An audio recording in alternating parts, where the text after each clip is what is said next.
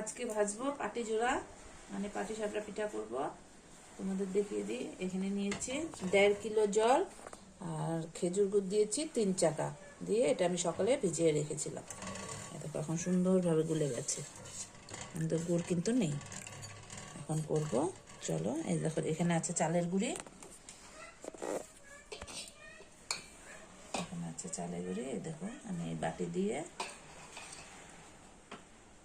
1 বাটি, 2 বাটি, 3 বাটি। আমি 3 বাটি চালের গুঁড়ি দিলাম।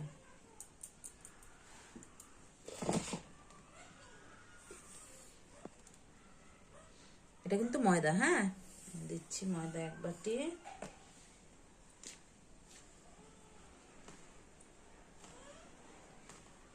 দিলাম 2 বাটি,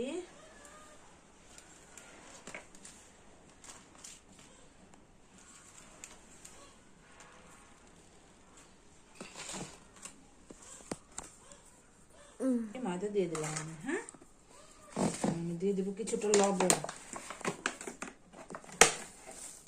আমি 1 চামচ লবণ দিলাম। এই যে এখানে ক্ষীর করে রেখেছি, এটা কিন্তু খালি দুধের ক্ষীর, নারকেল নেই। পরে রেসিপিটা দিব, তোমার আমি রেসিপিটা করেছি, দিব। এই যে এখানে নিয়েছি তেল আর বেগুন, আমি এটা দিয়েই করি, এটা দিয়ে ব্রাশ করে করি। তোমরা হয়তো ব্রাশ দিয়ে করো, কিন্তু না, আমি এটা দিয়েই করি। দিয়ে দিলাম চিনি,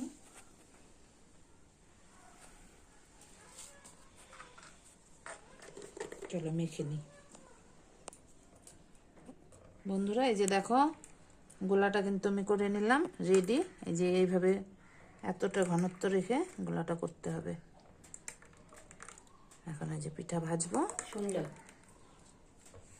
এখন দেখো বন্ধুরা, আমি তেল দিয়ে নিলাম। এতগুলো পিঠা কিন্তু আমার হয়ে গেছে।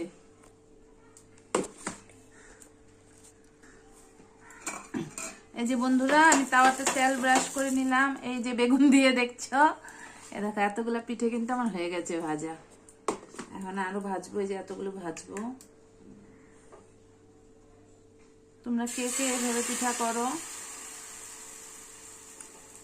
আমি কিন্তু পাটি জোড়াটা এইভাবেই করি।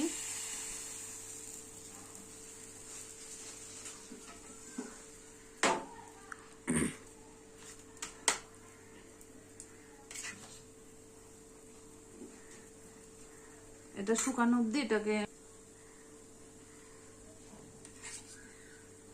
দিয়ে দিলাম ক্ষীর,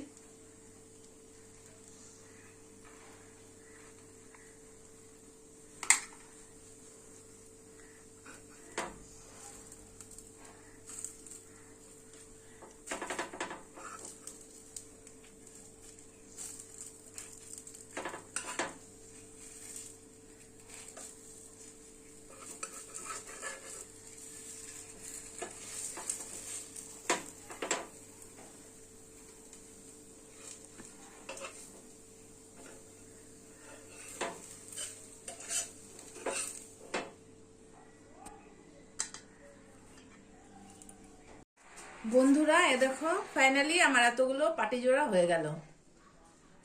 কেমন হয়েছে বলবে তোমরা।